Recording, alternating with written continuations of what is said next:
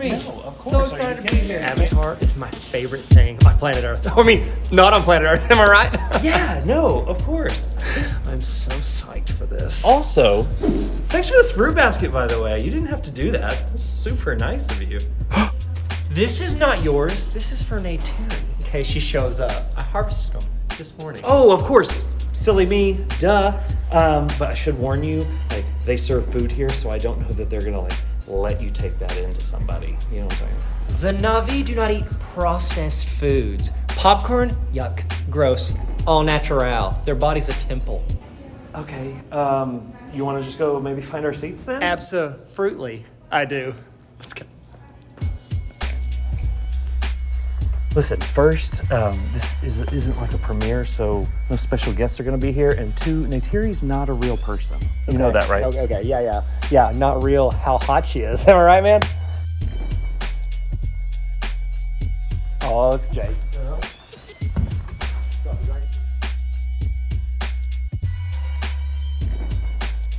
I'm pretty sure it's a fanboy in a costume. How can you tell? Well, he's got popcorn. Okay. I see what you did there. Mm-hmm. I think he saw us. Do you think he saw us? Oh yeah, he definitely saw us. He's coming over here. Okay, be cool. Be cool. I got this. Right, totally cool. Okay. Oh, Jake. Crazy seeing you here. So, how's Ney'tiri doing? She here tonight? You know we have a restraining order against you. I'm not even sure you're allowed to ask that question. Calm down, Papa Smurf. Could you at least give her this from me? From me?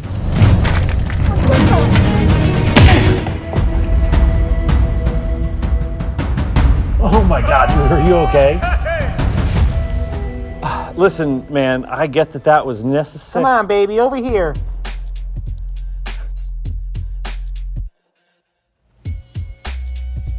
Oh, shit.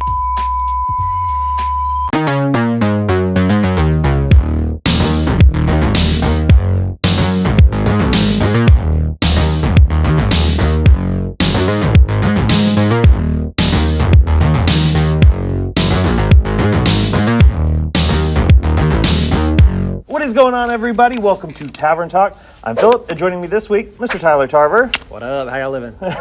Thank you for being here, man. Thanks for having me, man. I'm so excited. Yeah, well, no, I mean, it's a big commitment tonight. Yep. Sequel to Avatar. Yep. Way of Water, 3 hours and 8-ish minutes. 3 hours 11. and change. Yeah, it was a little part-time job to watch that thing, but it was good. I appreciate you doing that. But no, Of course. I mean, you huge YouTube channel, TikTok, all that good stuff. Tarver Academy podcast. What's the name of the podcast? Explain everything. Explain everything. And you do talk a little. I mean, your TikTok and YouTube stuff is mainly like education. I know you're a teacher and administration and everything, but you talk a little pop culture on there. So and just great personality in general. Thanks. No, that's so sweet. Oh my God, I didn't get you anything. No. That was so nice. Thank you. Well, no, I was just like, you talk some pop culture on there. So, and this is one of the biggest pop culture events of the year. Yep. We've been waiting 13 years for this sequel. To Avatar, he let it marinate for a while before he rolled in with the second one. That was good. So, I figured it'd be a cool one to discuss with you. So again, thank you for doing this. Happy to be here. So let's kind of start there. 2009.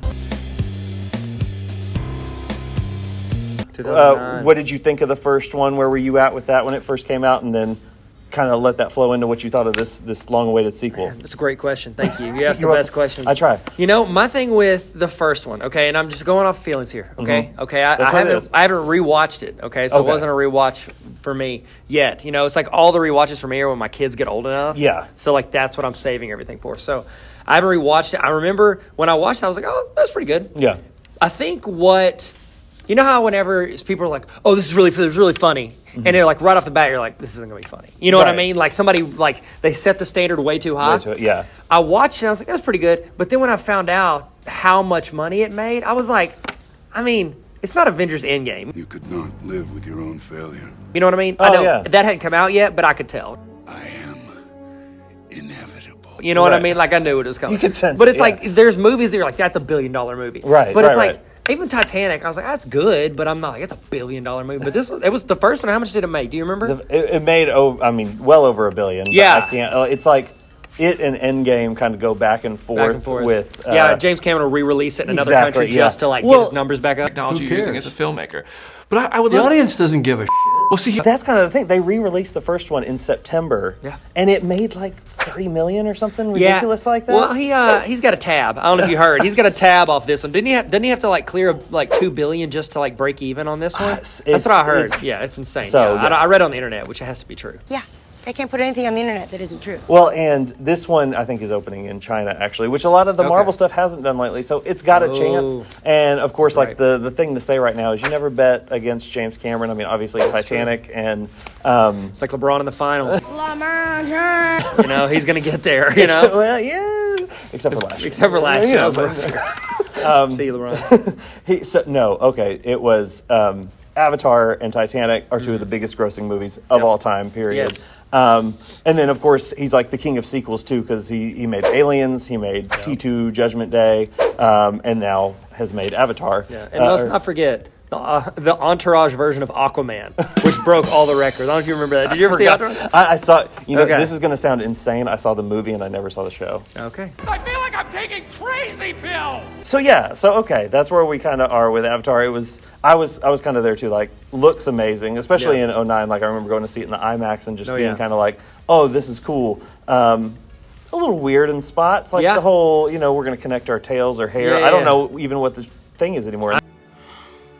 That's Chinese finger trap. What is that? I don't know what's going on there. So, so going into this one, were your expectations, were they too high, or were you kind of like, You know what? We'll Honestly, see. because, it's like, I was like, that's a good movie. And then the hype, I was like, oh, chill out, everybody. You Right. know? It's like once everybody saw Napoleon Dynamite, you're like, okay, calm down. Stop Right. quoting it. Like, it was fun before you got here. But this one, it was like, oh, we spent this much money. I'm like, all right, well, you got it's a tall mountain to climb. Right, yeah. And so it's like, it had to live up to that. And I mean, it was good. It was a good story. If I'm thinking $1 billion movie, I'm going to say no. I know. Sorry, James. I know he's a long-time listener, first-time caller. Technology you're using as a film. But it was good. Yeah. But it wasn't $1 billion good with a B. Yeah, I mean, that is kind of the big question around this: is how much money will it make? Will he be able to, repeat? And Oh yeah, he will. He buys a lot of tickets. He buys a lot of tickets. that's hilarious.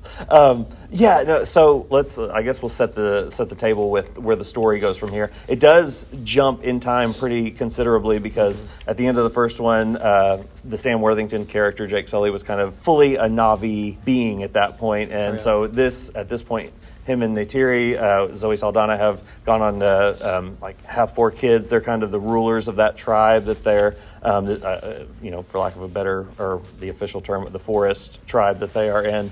And then villains, sky people, come back. So they flee to where this water tribe is, which opens up, Pandora as a world a lot more. But I felt like this one, I've been trying to figure out a way to say it because I did feel immersed in the world as much as I did the first. The first one was just introducing you to it and everything. It was really good at efficiently getting you into the story, getting you into the world, and then going on the adventure with it. And then this one, I felt like I was immersed in the new world, but I don't feel like I necessarily went on as much of an adventure. There wasn't as much of a narrative stronghold on. He had a lot of things in play and was trying to a lot of plates and was trying to balance them all. Yeah. And he obviously connects them. He knows how to write a script and knows how to bring all the threads together and everything. But I don't know, even though I was emotionally moved by the end of it, I don't know if all of it was necessary to make it to that end point in the same way, with the same impact, I guess. Yeah. Well, he, where he took it at the beginning, he narrated at the beginning, and then he stopped narrating, for the most part. Yeah. He just stopped doing the voiceover like Arrested Development. I feel like a idiot.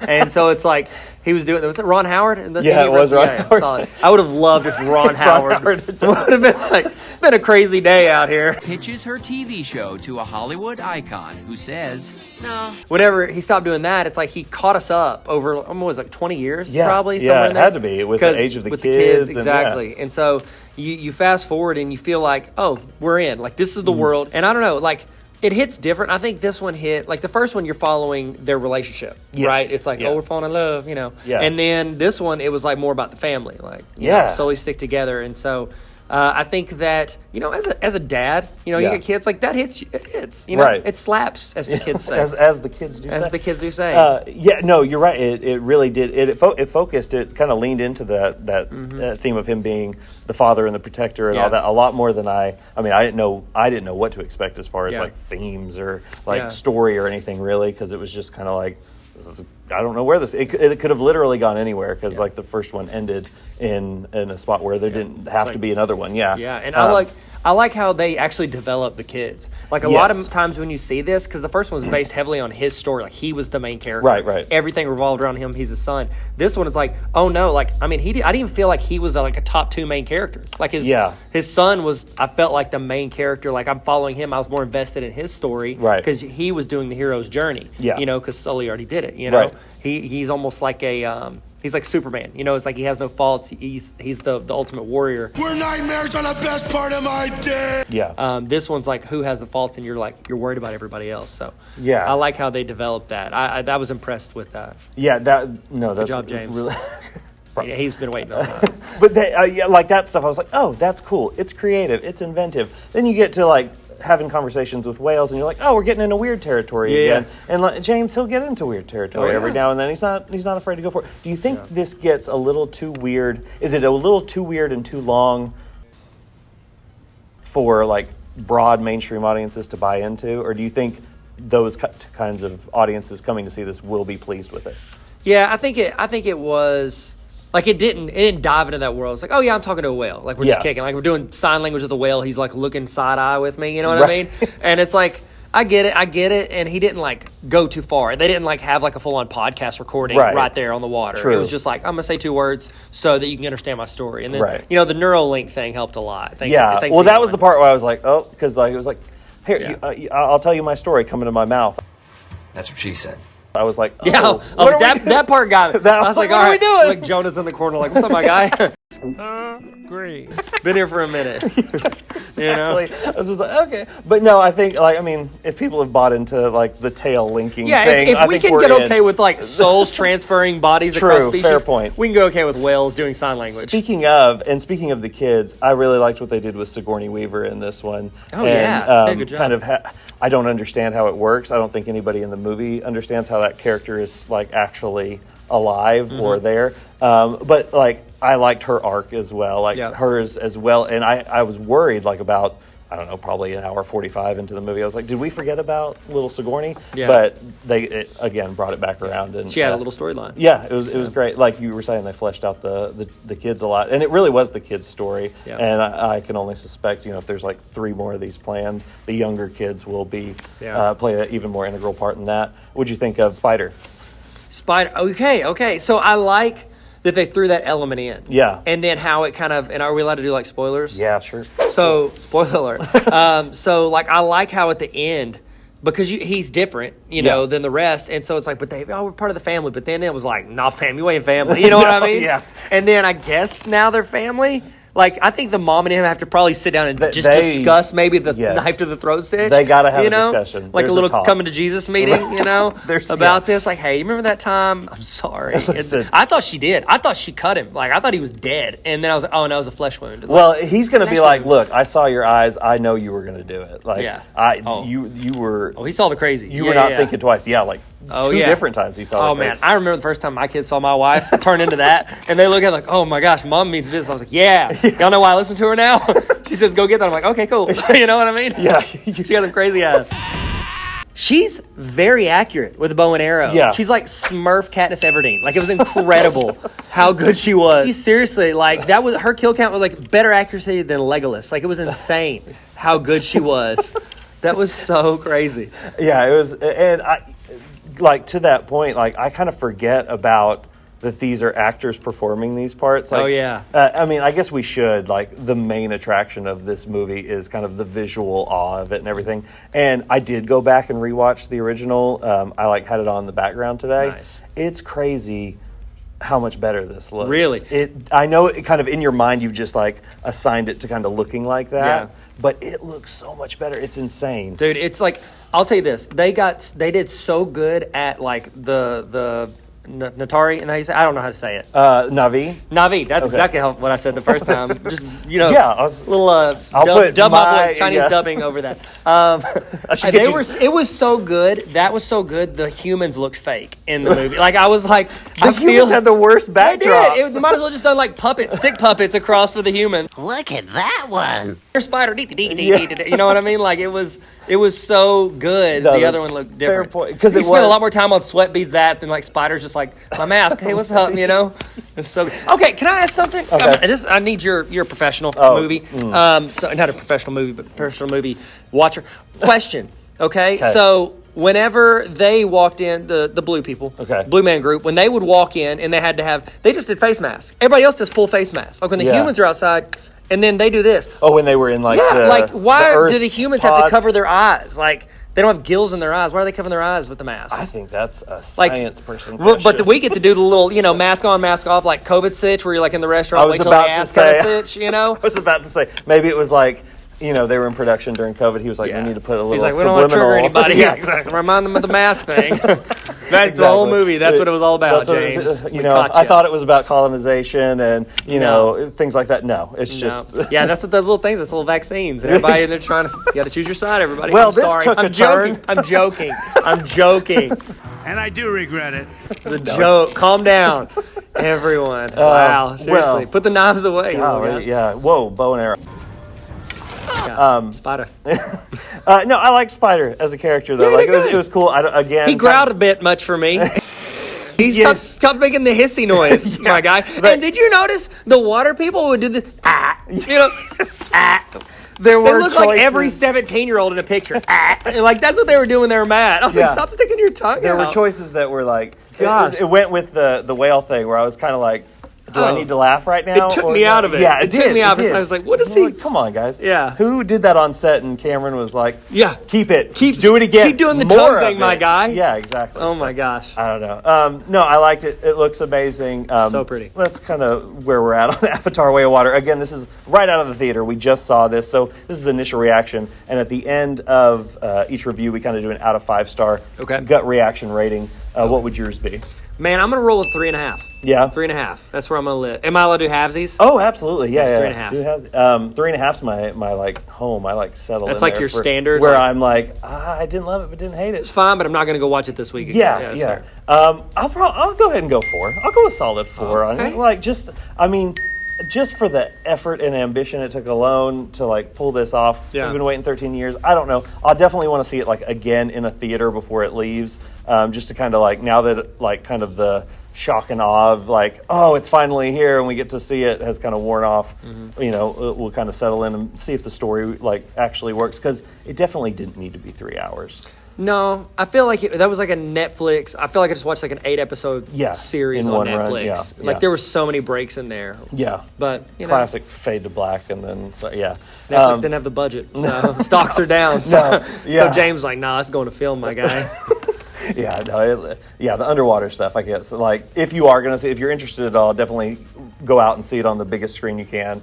But yeah, that's kind of it for this. Thank you so much for doing this. Thanks for having me. I'm excited to be here. Absolutely. And thanks, James Cameron, for letting us come watch your movie. Technology using as a film. I appreciate you, bro. Yeah, and thank you to the Movie Tavern. They let us see the movie here, shoot the show in their theaters. Like I said, if you're interested at all in Avatar: The Way of Water, and you have a Movie Tavern near you, go check it out there.